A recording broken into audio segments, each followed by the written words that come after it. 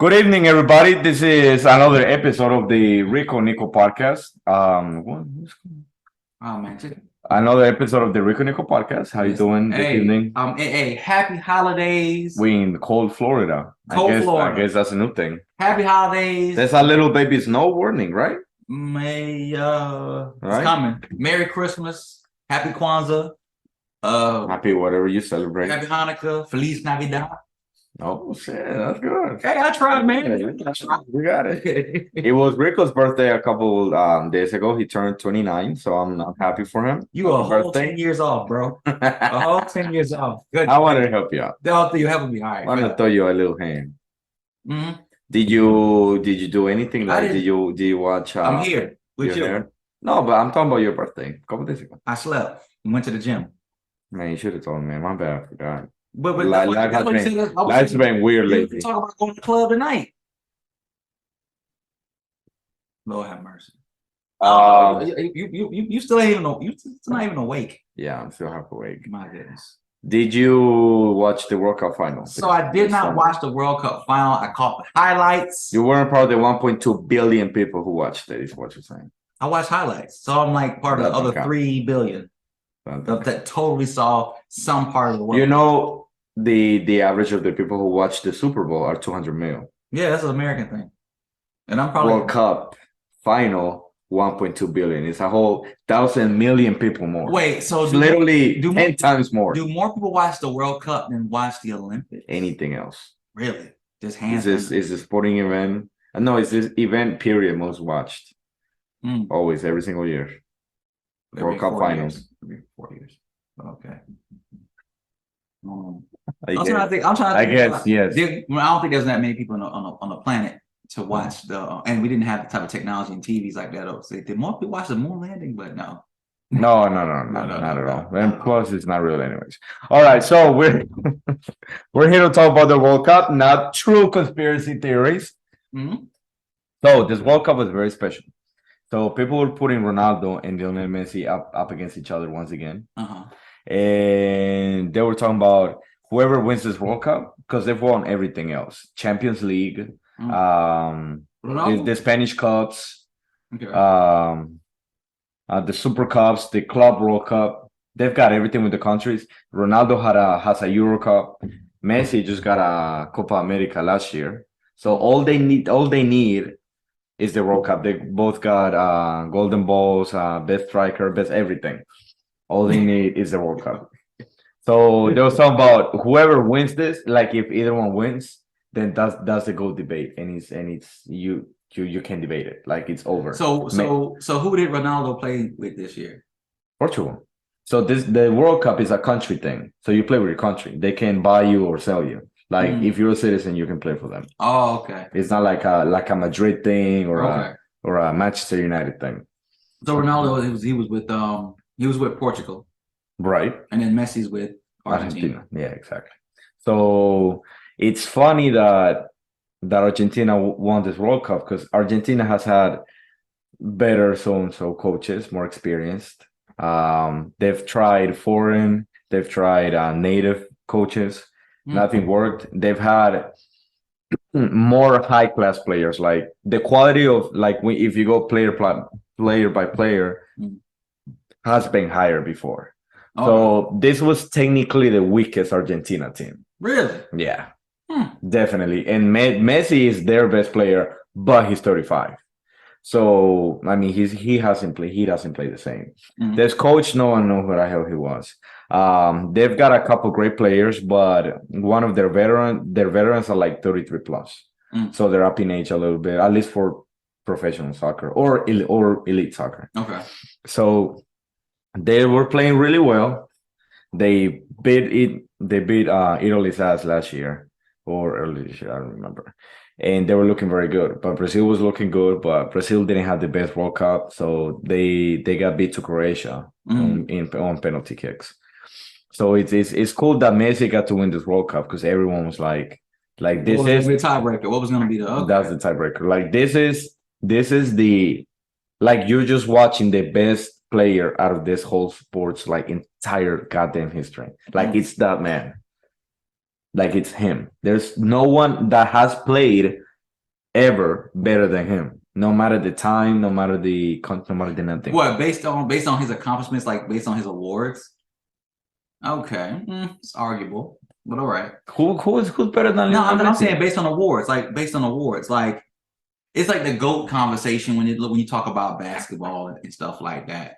Now it's a little bit different because in soccer, you got strikers, you got wingmen, but essentially everybody on the field other than the goalie, to a certain degree, can attack the goal and score a goal, right? Well, everyone can. Right. Everyone can score a goal. It's different than it's somebody in like basketball, to where the point guard and the guard, the different part.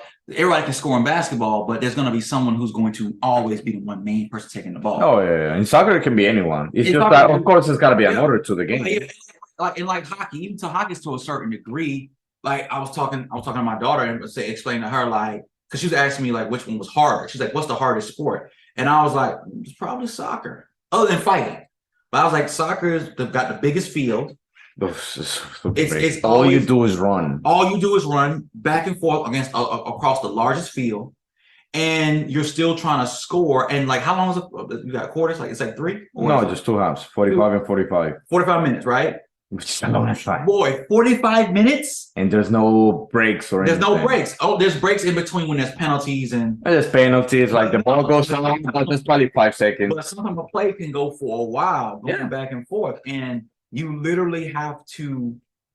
You have to be in tip-top shape to do that. Because even on like hockey on the ice, much smaller, back and forth, you're sliding on the rink, on the skates. You gotta have impeccable balance, you gotta be able to move around. So the ice skate aspect does create its own difficulty. But football, American football, is a lot of starting and stopping. It's got the hit. That's why football guys are chubby. Yeah, and it's got the impact factor in it. Basketball is back and forth on the court, but for the most part, you can pretty much be defense and be low on either side in great basketball, but you can. And basketball is really it's a smaller. Yeah, and it's the court is much smaller. Like every other playing arena, it's much smaller than soccer.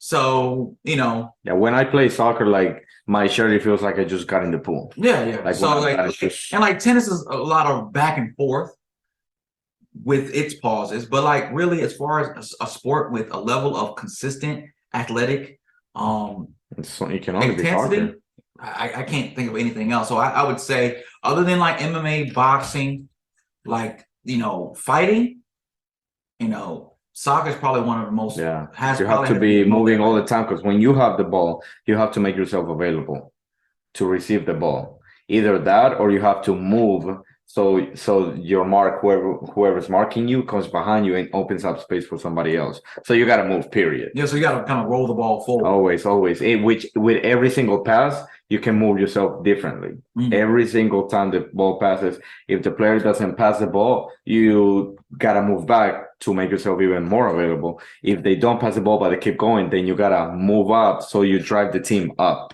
So it's a wave. It's basically like a wave. And it's an interesting like tactic, because when you have the ball and then you move, you pass the ball, the person who receives the ball now has to be aware of them having the ball, and you have to be aware of it, because you just don't pass the ball and be like, all right, when they need you have to move with it. Yeah. You have to move with it. I get the same way, but it's interesting. Like in like American football, quarterback, wide receivers, running backs. When it's a pass, the ball's going to be thrown. If you're a running back, you move with the ball, but you're not getting the ball. So it's kind of like, all right, I don't have to go as hard because this play doesn't involve me. I have to move, but I don't have to make a play.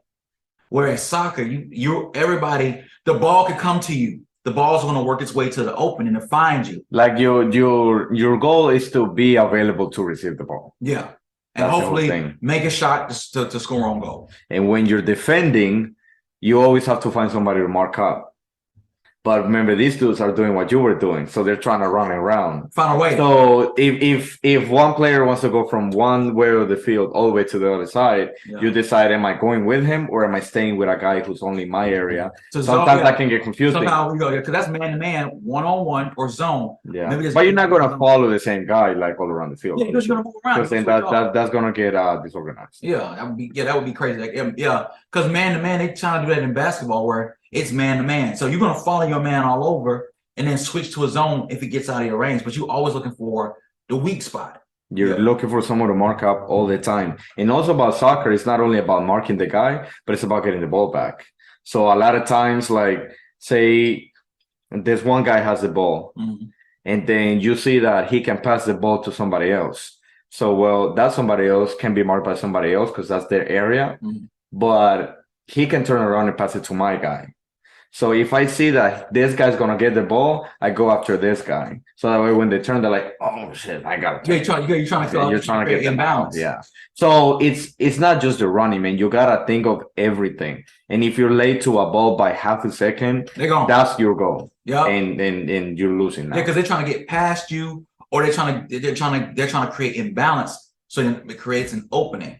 That's most sports. You're always trying to create imbalance. Because it's like any skirmish, any type of fight. If you can create imbalance in your opponent, you can exploit that to score a point. It's a very mental thing, and that's also like at least what the guys I play with. They say that like no matter what's going through in your life, like whether you're going through the peak of your life or the bottom of your life, all you have in your mind is the game. Like you forget about everything else. Yeah, because you constantly have so busy and you're tired and you're watching everything. You see a ball moving, but the ball can go any different direction. Exactly. So you got to be ready to receive the ball because the ball the ball comes to you to free up. No, that's tomorrow. To free up a shot, you get the ball for a little bit, you advance, but you got to know about moving the ball forward, passing the ball back, or passing the ball to another person, or moving the ball forward or passing the ball backwards to try to reset up. So there's always this trying to where can we find the pocket? It's basically imagine running nonstop with your brain full of like 10 things at once that you gotta keep track of consistently for like 40 or 45 minutes on that big ass field. It's intense. It's intense. It's intense. Yeah, I imagine because I think with football, quarters are short. Quarters are short, and they also stop a lot. They pause all the time. But then you got the impact factor, that hit. Basketball fouls. Attack on the bucket, stop, reset back up, or a turnover. You go back to the other side. Turnover. Those high intensity back and forth in basketball are tiring, the runs. But let me ask you this: Argentina, they played France. Which team was the strongest? Like before they got to that? Well, man to man, France was better. Man to man, France was better. And they had like three like big name players. No, they had 3 or 4 like starting 11 players who were injured. Oh, so Pogba didn't play. Kante didn't play. Benzema didn't play. They were all injured. Oh wow! And somebody else. So they didn't have their 100% like top team. Oh, okay. And they were still, besides Brazil, to me were the strongest. So they had Mbappe, which obviously I don't know if you heard about him, but this kid is insane. Oh, and he's only 23. Yeah. Wow. The things he does at 23, it's amazing the way this dude can play. Really? And he's with them. And he already won their last World Cup. He won Russia 2018. What team was he playing for? France. France won that. France won the very last World Cup. Oh, I didn't know that. Who won the one before that? That one was in Germany, right? Germany, yeah. That one was in Germany, but I don't know who won that one. No, that one wasn't in Germany. That one was in Brazil. And they beat Argentina. And Germany won that one. Yeah, last minute goal. Damn, it's crazy. So France was the stronger team, but they were injured. So if you go player by player, yeah, France was way stronger. But since they didn't have certain players, they didn't come at their strongest to that game. Well, I feel like Argentina, France's coach messed up because by the 40th minute they were being beat 2-0. So he made 2 substitutions. So he's saying with that, his message is, yes, I did make a mistake. I believe I know what those are. Okay. And I'm doing something about it. Because a lot of times coaches don't make, like the rule is for you to make substitutions from the 60th minute on. So basically the last third of the game. Okay. So, because, it's 90 minutes. So this guy said, it's the final. Let's make it at the 40th minute. He made 2 substitutions. The game was pretty much the same. And then Argentina was the 70th minute, and Argentina was still winning 2-0. Then Argentina's coach messed up by taking out my favorite player, Di Maria. We don't really know why, whether he's been feeling injured, but supposedly he's fine, or he was too tired, or he wanted to play different. Nobody knows why, but he substituted him. And the first thing I said was, you do not do that. Like, that was such a huge mistake. And then, like, 5 minutes later, boom, France scores twice. Now the game's 2-2. Yeah. And Mbappe scored those 2 times. So I was like, if Argentina stops attacking France is going to come up. Like, it's not so much about trying to score the 3rd goal. It's about them not being over here trying to score their first. So you gotta just keep going. Not so much because you want to score, but you want to keep pressure. Yeah, exactly. Because that way they can't score if they're all the way back defending. Fair enough. But I guess the coach didn't think of that, and he took out my favorite player. He was like, he actually scored a goal. So he was like going at them, and then he ended up taking him out for somebody else who kind of did his same position. It's just like he wasn't as fast as him. So that's why I'm thinking he didn't want to attack anymore and get the players tired. That was a big mistake, obviously. So France tied the game, and then they went to extra time, which is an additional 30 minutes besides the 90. Yeah. So France scored. No, Argentina scored. So 3-2 it was, and then 3-3.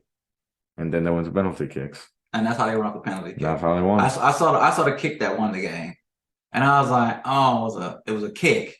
It wasn't like he just scored. It was a shootout. It was basically just a shootout. But you know how difficult it is, man. The dude to win off a shootout? Yeah. Really? Yeah, because it's technically easy because you're so close to the field. Like, the goalie can't do much. He really can't, yeah, because you're straight up. But the thing about penalty kicks is that you get nervous because it's like you have all the responsibility on you. If the goalie doesn't get it, it doesn't matter. He's a goalie. I mean, like, how realistic? Yeah, but if you mess up, he didn't lose the game for the other team. Exactly. But you kick. Like, I see it in foot, like, because the ball goes wherever you say. Yeah, American football all the time. You need that field goal to win the game. It goes up. Oh, no good. It's like they gonna cussing That's what penalty shootouts are. Cussing the kicker out, boy. And they ended up winning. The thing about soccer is that when soccer gets to a certain level, like the elite soccer, like Champions League, like round of 16 on, or the World Cup round of 16 on, it's not so much about who's the best at actually playing soccer. It's not about that anymore because they're so high. Imagine like your net worth is like $40 billion against a dude whose net worth is like $100 billion. Like, it's a lot, but at the end of the day, I mean, it's a bunch of money. Like, it's already like astronomical money.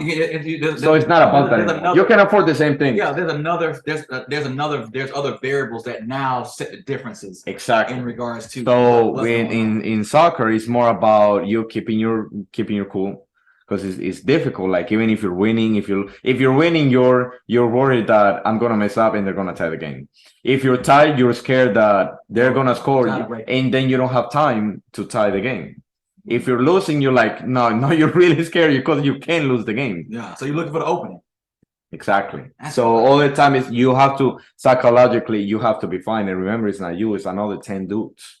So everyone's got to keep their cool. Because why? If the coach or one of his teams, because they have like the little coach team, or the players notice that a player is tired, or they look like they're hurt, or they're nervous, what they're gonna start doing is only attack to that side. Yeah, okay. Or if you have a yellow card, they're gonna try to get to your side because you won't go as hard. Like, this thing, like, they try to get you from all angles possible, man. Damn. And you still gotta keep your cool and still execute on the field. And also another thing that a lot of people don't realize in professional soccer, like, the profanities they say to each other to piss you off. Yeah. Like they talk about your mom, they look up your family, they talk about your sons. They don't care, bro. Your religion. These dudes don't care. Yeah. Like they will do they will literally referee, they'll simulate a foul, they'll do anything to win the game. Like it's not. Yeah, man. Now it's 20 million things at once. True. It's not just the running. I feel like we've talked about soccer before on a professional level, but I think we talked about it from the idea of the racist behaviors in some of the European leagues. Oh yeah, that was another topic we had. Yeah, and I'm just like, when it comes to the World Cup, tell me something. Didn't FIFA get in trouble about something? About what? I thought they had some kind of scandal or something. The corruption, that was the other topic too we did. Yeah, we did talk about corruption. We talked about the racism thing, and then we talked about the FIFA corruption. Oh, another thing about soccer, which I guess applies to all sports, but it's a mistake thing. Like it's a what? It's a mistake sport. Like the less mistakes you make, the more likely you are to win. Yeah, absolutely. If anything in regards to any type of conflict, if it's parties in conflict a competition trying to win, you can execute perfectly. But if it's a perfect defense, it's a stalemate. Unstoppable force means an immovable object is going to create a stalemate. But it depends on who yields. If the quote unquote unstoppable force can be stopped, that's a mistake. It's not unstoppable. Or the unmovable object, if you can move it, then that was a labeling mistake. It can be moved. Okay. So anything, basketball, fighting, any sport, like you said, any sport, any type of chess, anything. If anybody was like, oh shoot, I shouldn't have did that. The only response to that keeps it a stalemate is if your opponent makes a mistake as well, or your opponent made a mistake, you got an advantage, you made a mistake, it brings it back to a zero sum. But sometimes some mistakes are too great, the DQ or something like, a mistake that's so blatant, you are going to exploit it. Injury, disqualification, something big that's like, it leaves a gaping hole in something like we're gonna go after that, like a blood in the water for a shark. There's a lot of sometimes it's really subtle. The referee didn't make a call. Some fluke situation, a fumble or something got out. Somebody misinterpreted something, misinterpreted the signal or something. Happens, man. Humans are fallible, so it happens, man. So everyone knows that you'll make mistakes from the field. You just try to reduce them as much. Reduce them and identify them, like interceptions or early enough. Yeah, and early enough to where you'd be like, okay, well, before you go into a game, so and so's injured, so and so's off the game. Oh, and everyone knows that. Like, I mean, the opposite team. Yeah. Like they'll watch your games. They'll sit with the players and watch the games from the other team all day. Yeah, watch tape. Yeah, they'll watch tape. Watch tape. Be like, hey, this is a highlights, or this is like the most important thing. Like, look how well they did here. From minutes 75 to 85, they were the best or they were the worst. Yeah. Look how long it's taking them to get back to midfield.